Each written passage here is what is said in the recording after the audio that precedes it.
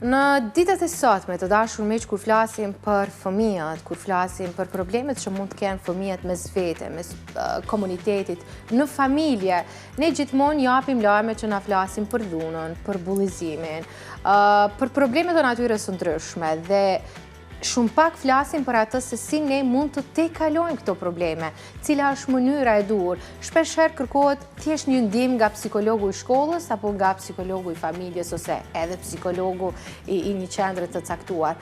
Por e kemi lënë anash ose të paktën nuk na është prezantuar deri më sot një mënyrë e re në cilën ne së pari si familje do të mund të ndërtojmë raporte më të mira duke pasur për bazë empatinë. Më pas fëmijët si do të mund të realizonin raporte më të mira me njëri tjetrin, pse jo edhe me mësuesit dhe më pas edhe me komunitetin.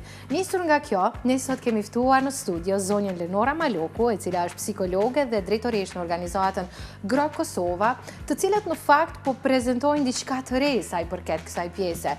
Në këto ditë ku kryefjala është dhuna dhe elemente të tjera për fëmijët, Leonora dhe ekipi i saj në fakt po na sjellin një mundësi që nëpërmjet lojës ne fëmijët tanë t'i bëjmë të kuptojnë më shumë atë se si është të komunikojmë, se si është të përdorim dëmshurinë si element për të krijuar një lidhje më të fortë. Leonor, unë jam mundu me spjegu me fjalë të mia, po nuk e di nëse e arrita qëllimin që me tregu çfarë në fakt kjo lojë dhe gjithë puna që ju bëni në organizatën tuaj më tonë dhe ka për qëllim që të bëjë.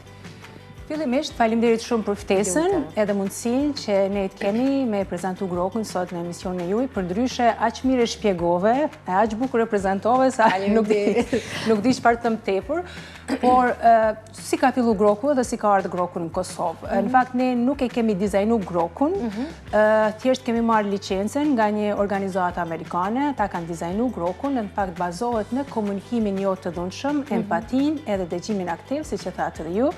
Me fjalë tjera, është një psikoterapi në vete, sepse gjatë kësaj kohë, derisa ne kemi qenë duke punuar të ta në përkthimin edhe marrjen e licencës, e kemi kuptuar rëndësinë e GROK-ut që shkon përtej një loje argëtimi, edhe mund të përdoret si një teknik e komunikimit në ambiente të ndryshme. Po flasi mund të përshtatet në familje, në raportin prind-fëmijë, mund të përshtatet në institucione parashkollore, shkollore, mund të përshtatet në kompani, edhe korporatat të ndryshme për ndërtimin e ekipes, edhe për ju nisënish. Janë 3 lloje të produkteve që po i shohim. Ne kemi marrë licencën vetëm për 2 prej tyre. Njëra është GROK Empathy, që është e përshtatshme nga 3 plus ose më mirë themi 9-10 vjeç deri në një moshë pa limit. Dhe GROK Kids, që është e përshtatshme për fëmijë duke filluar nga mosha 3 vjeçare e tutje. Dhe e treta, që është GROK Cards, akoma nuk e kemi marrë licencën për përkthim, po është të përshtatshme më shumë, po flasim për që team building edhe ndërtim skuadrave gjithashtu. Çfarë është GROK?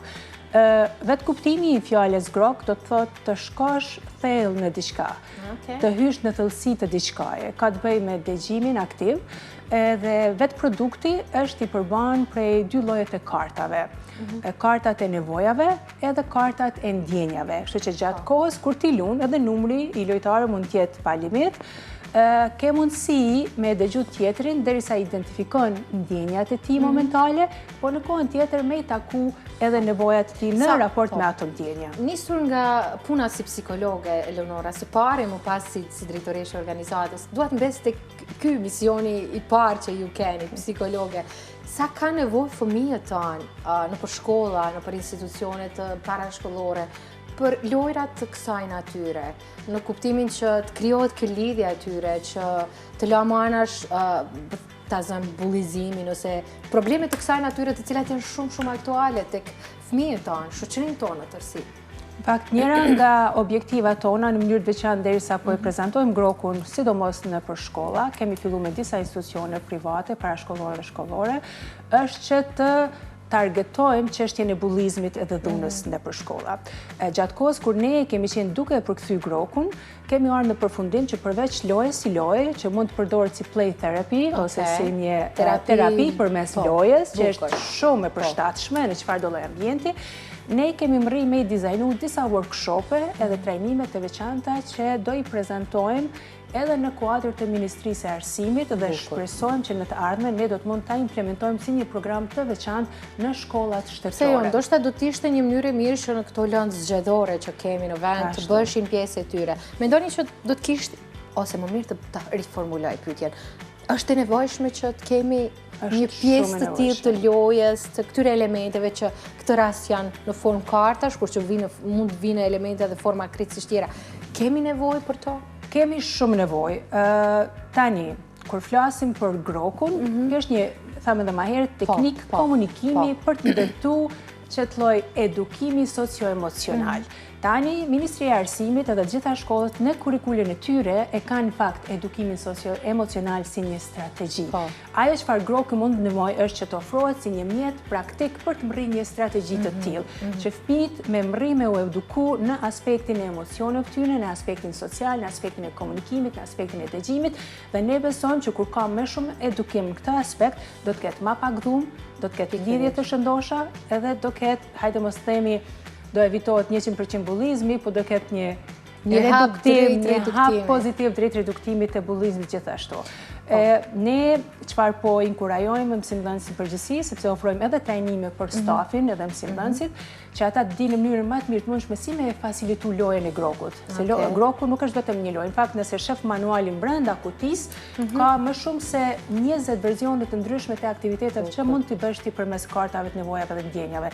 Po përveç kësaj, ne ofrojmë edhe këtë manual të veçantë, një pako të veçantë për prindërit ose për mësimdhënësit, që ata me facilitu në atë mënyrë që fëmia me mrime e kuptuar rëndësinë e grokut, me transmetu deri në familje, deri te prindrit, edhe pse jo, ne dojmë i shpërblyj që kushdo që shkon përmes aktivitetit ose këtij lloji kursit të grokut, të shpërblehet ose të etiketohet si një grok ambasador. Qoftë fëmijë, qoftë mësimdhënës gjithashtu. Shumë interesante. Groku është shumë i nevojshëm, ne e kemi marrë me shumë qejf, thënë drejtën në fillim kur morëm licencën, ideja jonë ka qenë që të shesim si produkt në mënyrë pasive. Tu e parë rëndësinë e grokut, e kem kuptuar që produkti si produkt mund shitet edhe të blehet nga kushdo. Po ne dojmë në mënyrë aktive me i kontribu shoqërisë tonë për të ngritur vetdijen në kuadër të komunikimit jo të dhënshëm edhe empatisë.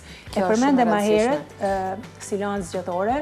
Në fakt, ata që kanë dizajnu Grok the World, tani kanë marrë një ftesë të veçantë nga shkollat e New Yorkut për të adaptuar në kurrikulin e tyre si një lancë zgjedhore, lancën e empatisë. Dhe ndoshta në Evropë është më theksuar në vendet skandinave, si në Danimark, Norvegji, Suedi, gjithashtu që nxënësit kanë të drejtën ose kanë këtë lloj opsioni që të marrin lancën e empatisë si lancë zgjedhore. Dhe shpresoj shumë që një gjë e tillë do ndodhë së shpejti edhe në Kosovë, pse jo, ose në gjitha vendet shqipfolëse.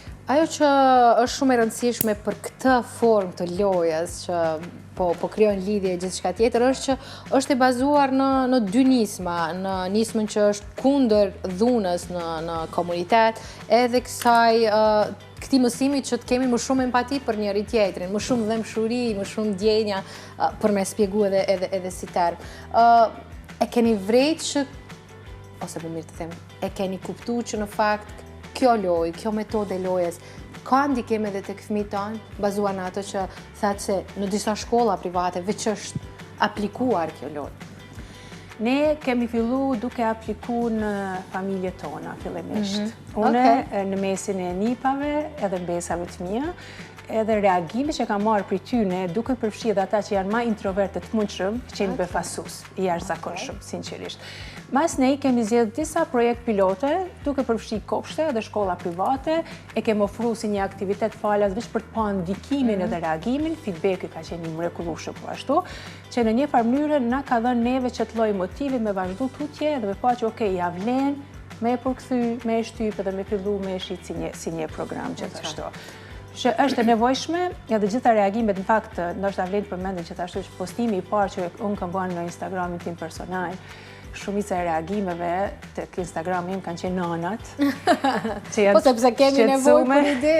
Që nuk dinë si të sillen me fëmijët e tyre, si të komunikojnë, si të identifikojnë nevojat e tyre, shpesh herë si të takojnë më së miri që të kohën kualitative me fëmijët e tyre. Që kam pa edhe nana në vaj, nana në lot, që janë prej tash nuk po provojnë me shit grokun si produkt të thjeshtë. Ne po flasim për një qëllim shumë më të madh se sa thjesht shitja e produktit. Groku është një përvojë, një eksperiencë e veçantë që mund t'i ofrohet gjithë secilit, po në mënyrë të veçantë prindërve është një mjet shumë ndihmues për të ndihmuar komunikimin e shëndoshëm mesin tyre dhe fëmijëve. Leonora, unë të falenderoj shumë së pari për idenë që të cilën diçka kaq të veçantë tek ne. E dyta, uroj dhe shpresoj që një lojë e tillë dhe një metodë e tillë e krijimit të lidhjeve të fuqishme mes prindërve, fëmijëve mes veti dhe komunitetit, në fakt pse jo të jetë edhe pjesë e sistemit tonë arsimor. Në fund të fundit, për asaj që shohim çdo ditë, është diçka për cilën kemi shumë nevojë në këtë kohë. Uroj dhe shpresoj që t'ju shkojnë mbar dhe pse jo, flasim përsëri në takimet e radhës për punë të cilat kanë rezultuar pozitive nga kjo nismë juaja. Edhe një herë, faleminderit shumë për mundësinë. Uroj edhe unë që groku do përhapet kudo në Kosovë dhe shpresoj që herën tjetër kur takohemi do vini me disa raporte pozitive në mënyrën se si është. Edhe ma sjellni një lojë për një grup të këtyre kartave që kishin pas mundësi edhe ne kolegët këtu në televizion, për shembull me Gzimin, me Derin, edhe me Vegimin e me Arifën, që ka njëherë kur i kemi këto momente tona, hajde se pe qesim një lojë. Hajde të qesim një grokë, po patjetër që do ofrojmë edhe një kukit. Thjesht që ju të keni mundësi me pa dhe rëndësinë e grokut edhe pse jo, me përjetu qëtë idenë e rëndësinë e komunikimit të thellë, komunikimit të shëndosh, empatizëm mes njëri tjetrit. Shumë e rëndësishme. Edhe mbi gjithçka tjetër dëgjimit aktiv. Që është gjëja më e mirë që, në fakt dhurata më e mirë që mund t'i japim sot dikujt. Të ndalemi dhe t'i kushtojmë vëmendje. Faleminderit shumë, Leonora. Suksese. Faleminderit.